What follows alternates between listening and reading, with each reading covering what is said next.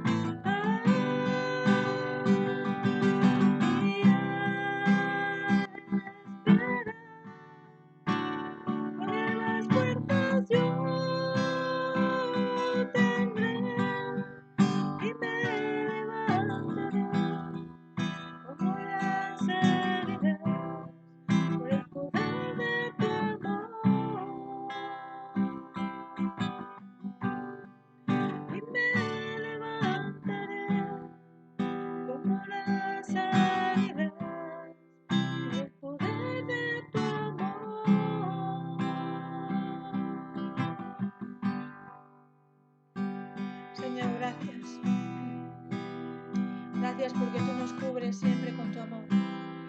Señor, porque nos das nuevas fuerzas cada día. Levántanos, Padre. Levántanos con el poder de tu amor cada día. Santo eres. Gloria a ti. Te alabamos, te bendecimos, te exaltamos. Gracias. Santo eres.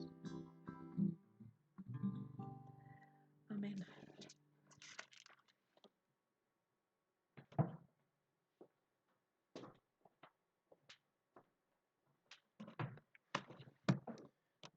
Muy bien, amén. Vamos a ver la palabra para esta semana que Dios quiere cumplir y la vemos que está en Hechos 12 del 20 al 25. Hechos 12 del 20 al 25 y el título del mensaje es El respaldo de los creyentes. Hechos 12 del 20 al 25 y el título es El respaldo de los creyentes. Así dice en Hechos 12 del 20 al 25. Y Herodes estaba enojado contra los de Tino y de Sidón, pero ellos vinieron de acuerdo a él y sobornaron a Blasto, que era camarero mayor y mayor del rey, pedían paz por su territorio, era abastecido por el rey. Y un día señalado, Herodes, vestido de ropas reales, se sentó en el tribunal y les arregló.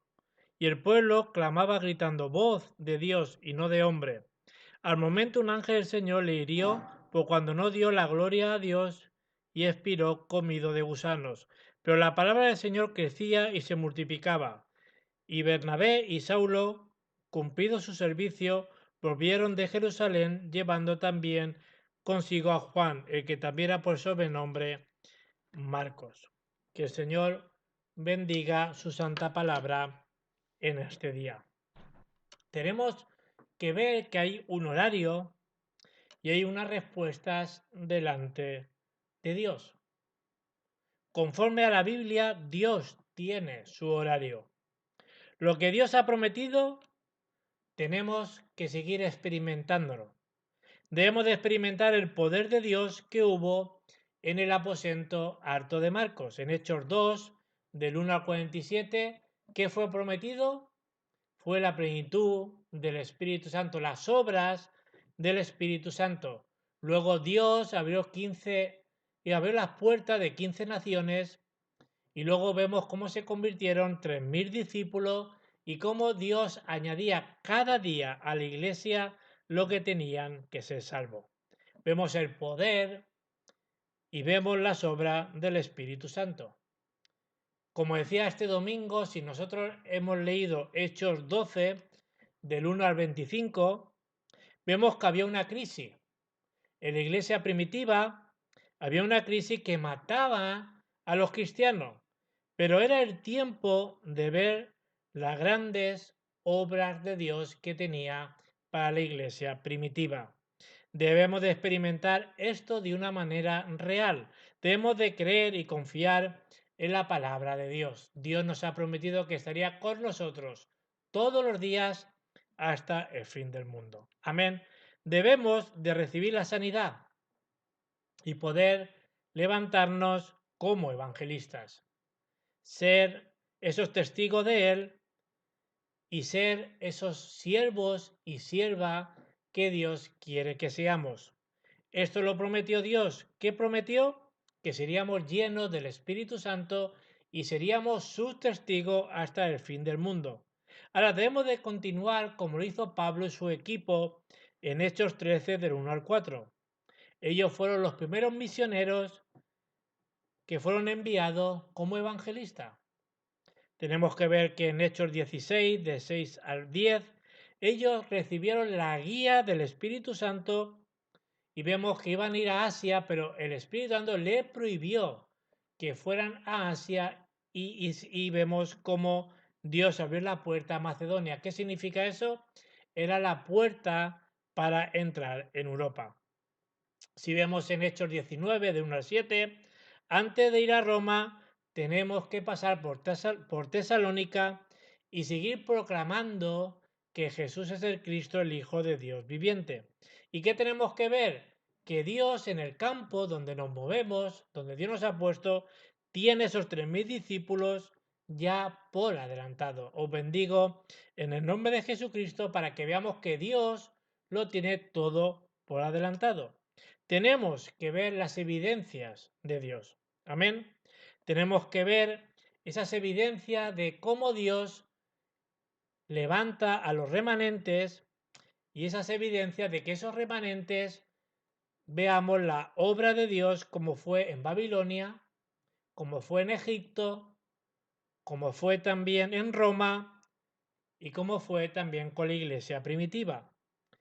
Por eso bendigo en el nombre de Jesucristo para que en esta semana veamos las evidencias que en medio de la Navidad, si nos juntamos con los que nos tenemos que juntar, podamos ver las evidencias de Dios en nuestra vida y podamos alcanzar estas personas para Cristo si no conocen a Cristo aún. Amén. Ahora tenemos que mirar la vida de David. Si vemos en el primer libro de Samuel 16:13, vemos cómo en aquel día que vino el Espíritu de Dios sobre David, fue cambiado y transformado para ser un siervo de Dios para él. ¿No es así? Si vemos en primer libro de Samuel 16:23, cuando David alababa al Señor, vemos que los demonios que tenía Saúl huían. En el Salmo 103, del 20 al 22, dice que cuando nosotros proclamamos la palabra de Dios, vemos que los ángeles de Dios la ejecutan.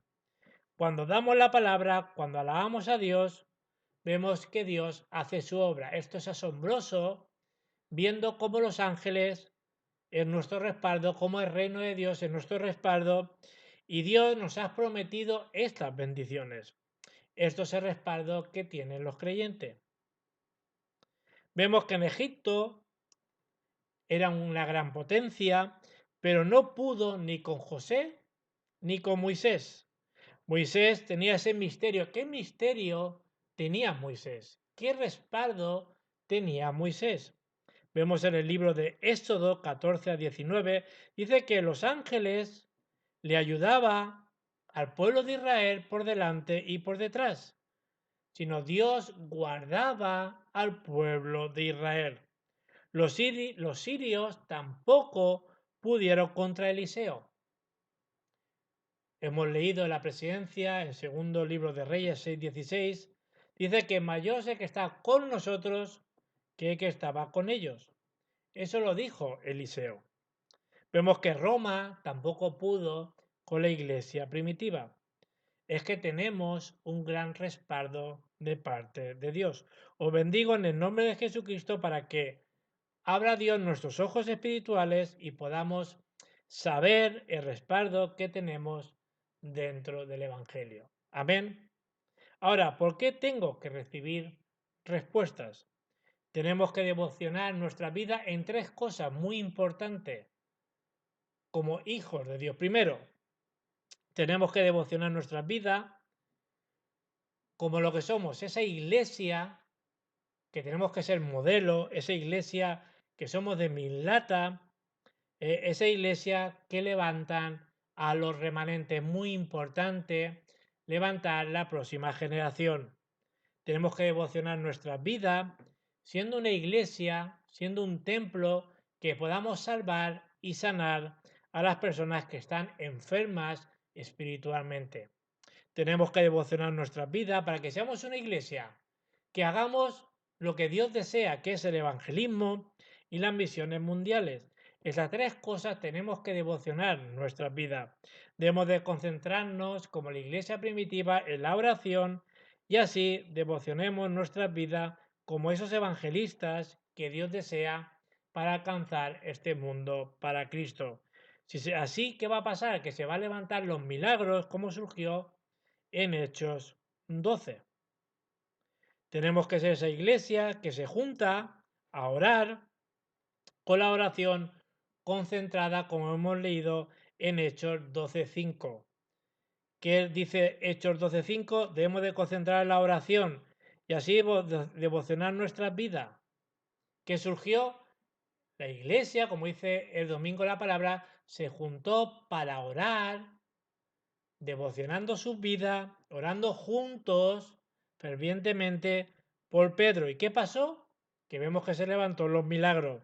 Vemos que se abrieron las puertas de la cárcel y se levantó ese milagro del ángel de parte de Dios, como sacó a Pedro. Pedro fue liberado y el rey Herodes, que era un estorbo que paraba el evangelio, vemos como Dios cogió a Herodes, el ángel, y lo mató.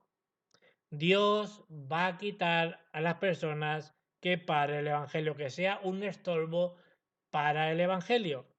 Esto fue lo que aconteció en Hechos 12. Dice que Dios mandó a su ángel para guardar a Pedro. El ángel hirió a Herodes y murió. Yo creo que cuando la iglesia de Jesucristo se junta para orar, vemos que surgen estas cosas. ¿Qué dice en Hechos 12?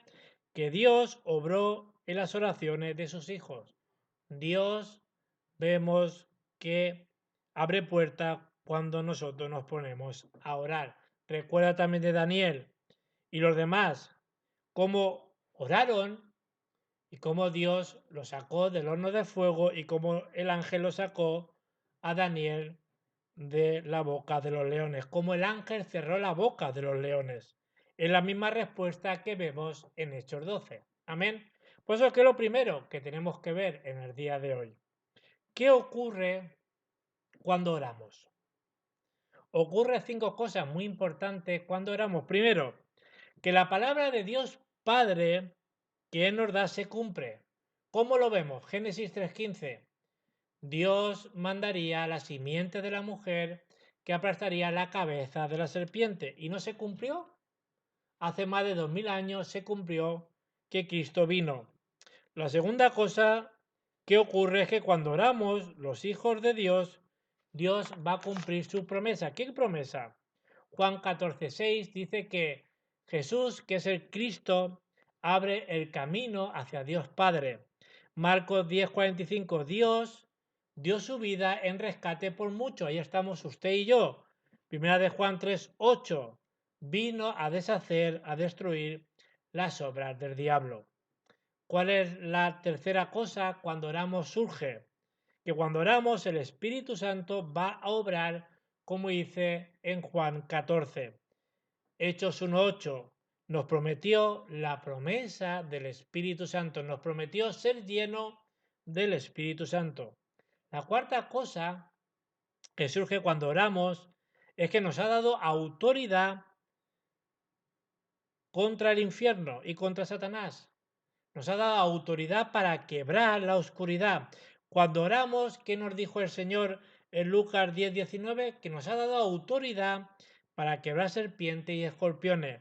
Marcos 3:15 nos ha dado autoridad para quebrar a Satanás y a los demonios. ¿No dice eso? Y la quinta cosa, que cuando oramos, ¿qué es lo que surge? Que cuando oramos, Dios envía a sus ángeles para ayudarnos. Hebreo 1:14. Los ángeles de Dios están para ayudarnos a los hijos de Dios. Que dice Apocalipsis 8:3-5, que cuando oramos, los ángeles de Dios llevan nuestras oraciones al trono de la gracia. Los ángeles vienen y nos ayudan. Esto es verdad cuando oramos a nuestro Señor Jesucristo. Dios sigue cumpliendo su palabra para salvar a la gente. ¿Y esto qué significa? Que el reino de Dios se establece en nuestra vida. Pues lo segundo, ¿qué pasa cuando oramos juntos? Lo primero era cuando oramos individualmente, cuando oramos solo delante del Señor. Pero ¿qué pasa cuando oramos juntos? Hechos 1:14.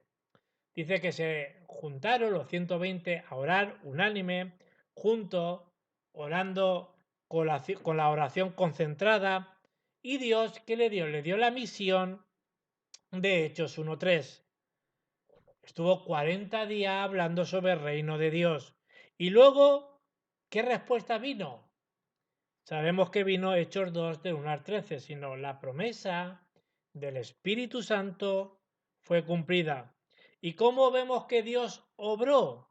En Hechos 3 de 1 al 12 vemos que Pedro y Juan iban a la oración de la mañana y cómo se encontraron a ese cojo y le dieron lo que tenían en el nombre de Jesucristo de Nazaret, levántate y anda. Vemos el milagro del cojo. Y luego, ¿qué pasó en Hechos 8, del 4 al 8?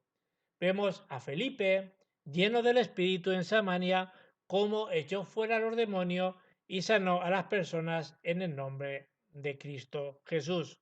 Cuando viene en crisis, vemos la palabra como en Hechos 12 del 1 al 25. Fue una situación que nadie podía ayudarle a Pedro. Pero ¿qué dice en Hechos 12, 7?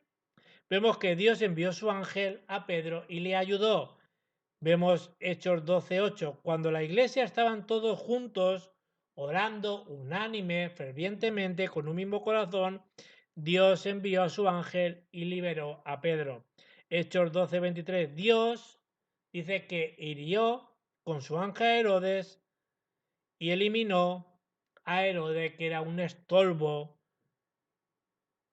al evangelio. Si oramos juntos, surgen estas cosas. Si oramos yo solo, ¿qué va a pasar? Que va a surgir esas 5 cosas que hemos visto en el primer punto. Si oramos juntos, ¿qué va a surgir? Como hemos estado hablando en el punto 2. Cuando la iglesia se junta, Dios manda a su ángel para ayudarnos. Amén. Así que yo lo creo que esto surge cuando oramos solo y cuando oramos como iglesia. Y lo tercero, cuando oramos, Dios lo va a mostrar el futuro. Surgen respuestas mucho más grandes cuando realmente oramos. Dios va a mostrar todo por adelantado. Dios obró grandemente en el desierto con Israel. Debemos en este jueves escuchar la voz de Dios. No escuchemos a la gente. Tenemos que transmitir el Evangelio a otras personas. ¿Qué es? En Hechos 13, del 4 al 12, tenemos que rescatar a los políticos. Tenemos este país que tenemos a los políticos que tenemos, como en otros países, porque tenemos que darle el Evangelio a estos políticos, tenemos que rescatarle y darle el Evangelio. Hechos 16, 16, 18. La gente está atrapada en la magia, en la suerte, y tenemos que rescatar a estas personas de ahí. Hechos 19 del 8 al 20. La gente está atrapada por los ídolos y la cultura de idolatría y de oscuridad que hay. Tenemos que rescatar a estas personas de ahí y darle la respuesta.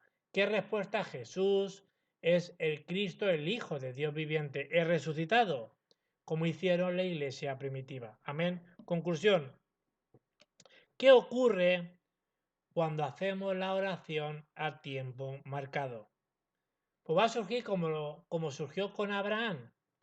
En Génesis 13, 18, vamos a levantar un altar a nuestro Dios. Tenemos que disfrutar como Daniel 6:10, que él oraba a tiempo marcado mañana, tarde y noche. ¿Y qué vamos a hacer? Tenemos que disfrutar como Pedro y Juan en Hechos 3:1. Ellos iban a la oración de la mañana porque oraban a tiempo marcado. Es importante que oremos mañana, tarde y noche.